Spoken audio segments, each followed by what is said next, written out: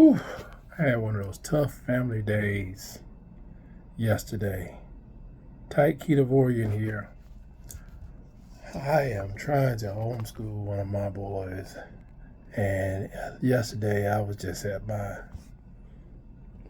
level. He's not here because we on one of these kicks of public school ain't good enough, private school is too expensive. Nah, we just thought this would be something and just get a break. I spent so much time in the school, I thought it was going to give me a W-2 at the end of each year. So we decided to bring him home, and it really challenged my eating yesterday because I don't know, I spent so much time frustrated.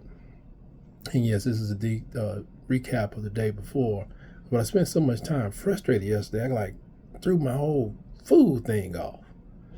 I was trying to, I don't know, I think I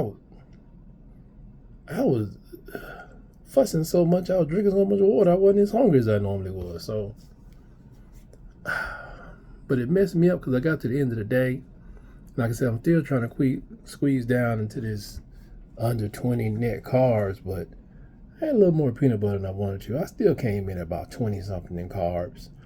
But another thing that's happening too is really starting to streamline down the carbs and just getting close to launching into this whole carnivore thing exclusively.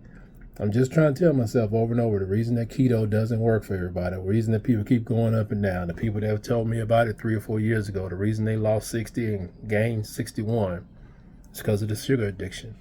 We have to remember that that's the reason. I'm like, why am I eating this peanut butter? Because I'm addicted to sugar. And if I'm not careful, I can lose 30, 40 pounds, 50 pounds, as long as I'm hanging on to this peanut butter.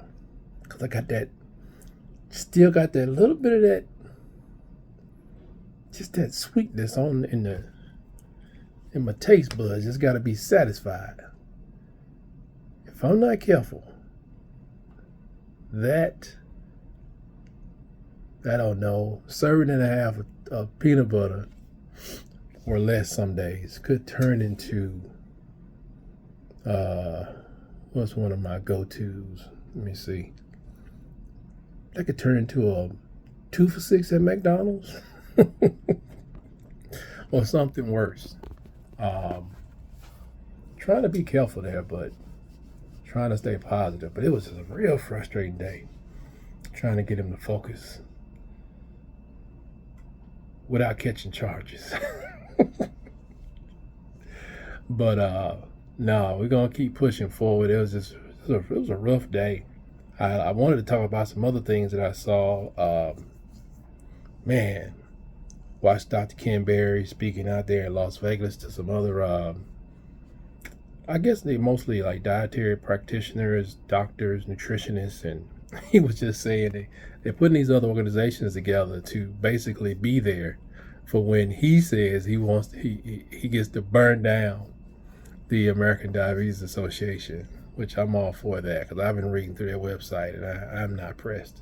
I was just on Facebook and somebody was having some kind of diabetes nutritional awareness thing, and it kind of sounded like some kind of offshoot thing where they're going to get you in there and want to counsel you through your diabetes. Basically preaching the same thing the ADA has been preaching for years, that it's not effective for a lot of people. Their own research even says it, by the way. Because it's our fault. See, it's our fault that their plans don't work. But I put in the comments, I was like, just tune in to Dr. Ken Berry and listen to if they ain't talking the same thing Ken Berry talking about, then don't listen to him. I don't know if you've seen the what's my doctor's name? Dr. Berg. Dr. Berg finally hit the, I guess he hit the, was it USA Today or US Weekly? But I don't know, it's out of the blue. People that's taking Ozempic, they say it's been blamed for 100 deaths in America. So be careful, y'all. But a bigger story today was that Whoopi Goldberg is not really happy with her post-Mongiorno body. Post-Mongiorno body. I'm more concerned about the deaths.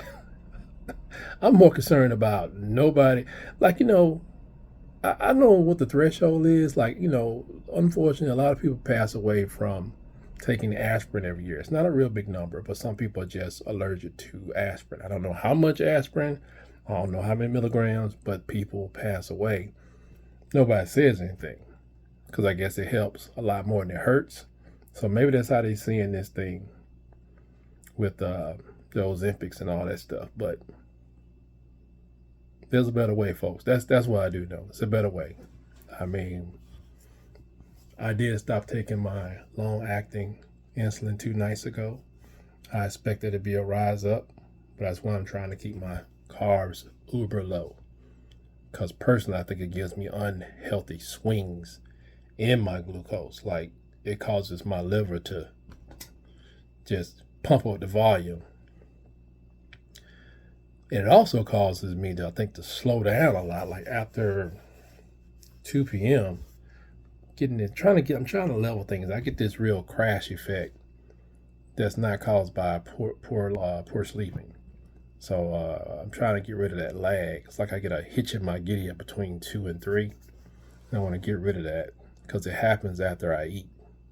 But it feels like I would have eaten Thanksgiving dinner. That's not happening. But that's how I feel. So I'm trying to let the body just naturally reset itself.